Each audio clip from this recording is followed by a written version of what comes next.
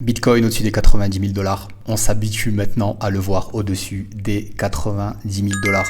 Et c'est réellement Bitcoin qui pump avec aussi les mêmes coins qui passent de la 18e place selon les catégories à la 15e place. La dernière fois que je vous ai parlé des mêmes coins et mon analyse était bonne, on est passé de 90 milliards ou même un petit peu moins de 90 milliards de market cap total pour les mêmes coins à 121 milliards et même un petit peu plus juste avant. C'est absolument fou de prendre 30 milliards comme ça en si peu de temps. Et on voit des choses vraiment très intéressantes où on voit que la régulation que le gouvernement de Donald Trump mettrait en place pourrait rendre la DeFi, la finance décentralisée, tout à fait normale, tout à fait mainstream, tout à fait basique et aider, je pense, les nouveaux entrants à enfin utiliser leur BTC pour faire quelque chose, pour accumuler d'autres BTC ou accumuler d'autres crypto-monnaies. En gros, la finance décentralisée fait ce qui se passe dans la finance traditionnelle, mais avec la transparence de la blockchain. Un Bitcoin qui a commencé à s'essouffler, j'avais fait un short pour le montrer, à un niveau clé que j'avais identifié comme une vague de 3. Parmi les sous-vagues de la grande 5 que nous sommes en train de faire et que nous allons développer tout au long de l'année 2025. Et vous voyez, les 261,8 se trouvaient environ à 94 000 dollars et on est allé taper au plus haut les 93 000, quasiment 200 dollars. Donc c'est tout à fait normal, le Bitcoin s'essouffle un peu. Ça va donner la chance, je pense, aux autres crypto-monnaies, mais pour le moment, c'est vraiment les mêmes coins qui cartonnent. On y reviendra juste après. Sur les contrats futurs, il y a un gros gap qui s'est créé la semaine dernière.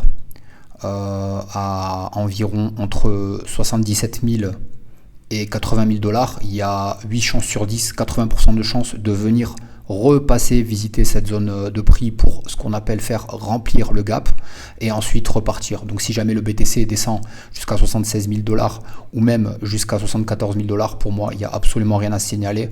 On reste absolument haussier sur Bitcoin et je le vois largement dépasser évidemment les 100 000 dollars et même plus loin. Surtout par rapport au stock to flow model, on entre maintenant dans ce que tout le monde appelle la banana zone, mais moi j'aime bien l'appeler le croissant de lune pour être peut-être un petit peu plus romantique. On est absolument là-dedans et le stock to flow model, bien qu'il ait été sujet à polémique, il fait le job et ça reste un indicateur solide et donc on devrait toucher, je le rappelle, entre 100 000 dollars, peut-être 200 000 dollars et selon le stock to flow model, si la dynamique continue ainsi, on pourrait bien toucher les 500 000 dollars. Mais vous voyez bien qu'on a une régulation Trump avec un président pro-Bitcoin qui a dans son équipe des gens qui sont pro-Bitcoin, Elon Musk bien évidemment avec sa plateforme X dont il a envie de faire une plateforme de paiement qui prendrait une grosse part de la finance internationale, de la finance mondiale. Et puis ensuite Kennedy Jr. qui était déjà pro-Bitcoin avec la réserve notamment de BTC et les 1 million de BTC qui veulent acheter sur les 5 ans. Voilà, US government to buy 1 million Bitcoin over the next 5 years. Ça veut dire que le gouvernement américain projette d'acheter 1 million de Bitcoin sur les 5 prochaines années. Je ne sais pas si vous imaginez à quel point c'est bullish. Il n'y aura que 21 millions de Bitcoin. Il y en a environ 19,6 ou 19,8 millions qui ont été minés. Il y en a beaucoup qui ont été perdus à tout jamais. Il y a beaucoup de gens qui ne vendront absolument jamais avant que ça atteigne 1 million.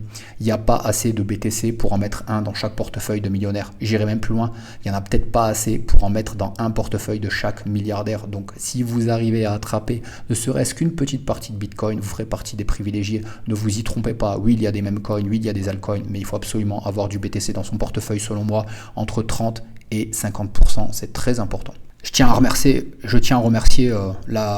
l'audience naissante de la chaîne parce que je vois que ça commence à prendre. J'ai des 297 vues par-ci, des 500 vues par-là, des abonnés qui s'accumulent. Ça fait vraiment plaisir, ça me donne vraiment de la force et ça me donne envie de sortir encore plus de contenu pour éduquer les gens à la crypto-monnaie et montrer la réalité des choses et ma vision du marché. Donc voilà, merci beaucoup. Et puis si vous pouvez vous abonner pour les nouveaux, mettre un like et un petit commentaire de ce que vous pensez ou n'importe quoi, ou merci, ça fait vraiment plaisir de là où je suis au Mexique. Et voilà, merci, merci beaucoup, j'étais obligé de faire cette parenthèse.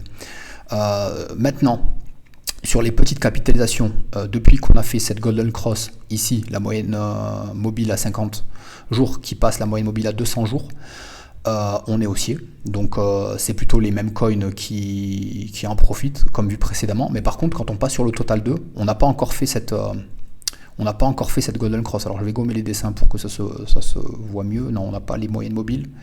Bon, comment on va faire ça alors? Voilà, on va zoomer ici. Là, vous voyez, la ligne verte qui représente la moyenne mobile à 50 jours n'a pas encore croisé la ligne rouge qui représente la moyenne mobile à 200 jours. Donc on n'est pas vraiment haussier et je pense que c'est pour cela qu'on n'a pas les moyennes cap, nos projets préférés avec des technologies intéressantes, des équipes sérieuses, des bons devs et des communautés qui ont encore pumpé. Donc je pense un petit peu de patience encore. Petit à petit, on va toucher et ça devrait s'accélérer selon moi. Les infos hyper bullish, je vous en ai spoilé une avec donc le gouvernement américain qui souhaite acheter 1 million de bitcoin sur les 5 prochaines années. Michael Saylor de MicroStrategy qui prévoit de faire une fête pour célébrer la barre des 100 000 $ pour un BTC. Le stock to flow modèle qui reste valide et qui montre que nous entrons dans la banana zone, donc le Bitcoin devrait accélérer à la hausse. Il y a beaucoup de gens qui demandent s'ils devraient vendre maintenant, etc. N'est-ce pas un peu trop tôt selon le stock to flow model, selon la Golden Cross qui vient d'être faite, selon beaucoup de choses. Après, libre à chacun de vendre ou d'acheter, évidemment. Chacun fait ses choix et prend ses responsabilités. La blockchain base qui devient à la mode, qui commence à lister de plus en plus de tokens qui sont sur la blockchain base, c'est très bullish pour l'écosystème. Et imaginez bien que si on a un cadre de régulation confortable aux États-Unis, il se pourrait que ça se développe encore plus et il se pourrait qu'il y ait un airdrop sur Base, ce qui va motiver encore plus les utilisateurs à faire des transactions quelconques sur la blockchain Base et donc de permettre à Coinbase de récupérer encore plus de commissions en Ethereum. Je ne sais pas si vous vous rendez compte. Et je pense que ce sera un gagnant-gagnant entre les utilisateurs et entre Coinbase.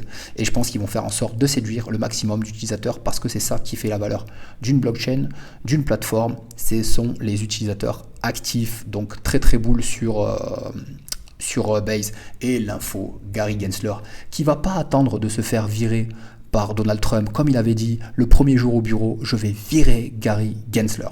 On day one, I will fire Gary Gensler and appoint a new SEC chairman. Et donc il va pas attendre de se faire virer, il aurait déjà renoncé, préparé donc sa démission, bye bye, et ce qui a permis au Ripple, puisqu'ils étaient en cours de procès et de menaces avec la SEC, de s'envoler 107% en une semaine, 28% en 24 heures. Je ne suis pas exposé sur le Ripple, mais je pense que la réussite du Ripple est bonne pour l'écosystème des crypto-monnaies, et donc très content et bravo à tous les holders de XRP, même si je n'en ai pas. Concernant mes arguments pour une alt season à venir, donc sur les altcoins à moyenne cap, en gros les altcoins sans les mêmes coins, écoutez, c'est la dominance BTC qui n'a cessé de croître, qui est allée plus haut que ce que j'imaginais sur ma première analyse, qui n'est pas du tout baissier encore, ça peut encore augmenter, puisque pour moi on doit faire l'inverse d'une Golden Cross qui s'appelle une Death Cross, la ligne verte qui croise vers le bas, la ligne rouge, vous allez commencer à devenir des experts avec moi, et quand on va connaître une baisse significative de la dominance du BTC, alors les flux que nous avons sur BTC, ou même sur le marché des crypto-monnaies en général, va plutôt aller vers les moyennes cap. Exemple, après moi c'est pas du tout une recommandation, mais exemple, Arbitrum, Polygon, Atom, Solana, Ethereum évidemment, qu'est-ce que j'ai sur ma watchlist, le BNB qui a bien progressé, qui en a pas forcément besoin, voilà, toutes ces moyennes cap, tous vos projets préférés là, dans la mesure où ils sont sérieux, qu'ils ont une bonne tokenomics, c'est un bon fondamental, je pense qu'ils vont prendre de la valeur quand le Bitcoin va commencer à baisser. Et là, on est sur des tops. Quand on connaît des baisses significatives, comme on a connu par exemple à partir de mars 2021, avec une chute de la dominance Bitcoin, ça veut dire que par exemple sur 100 $, on était passé de 60 $ qui étaient dédiés au Bitcoin à seulement 39 $. Et c'est là où on a vu des explosions absolument incroyables. Donc bien sûr, ça avait encore profité aux mêmes. Par exemple, à la mode, c'était le Shiba à ce moment-là.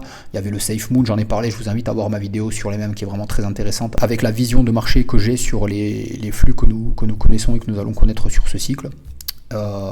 Et donc voilà, il y avait le SafeMove, le Doge Elon, il y avait PancakeSwap pour les projets les plus intéressants, AAV, Compound, Curve, Link, voilà, il y avait beaucoup de choses intéressantes.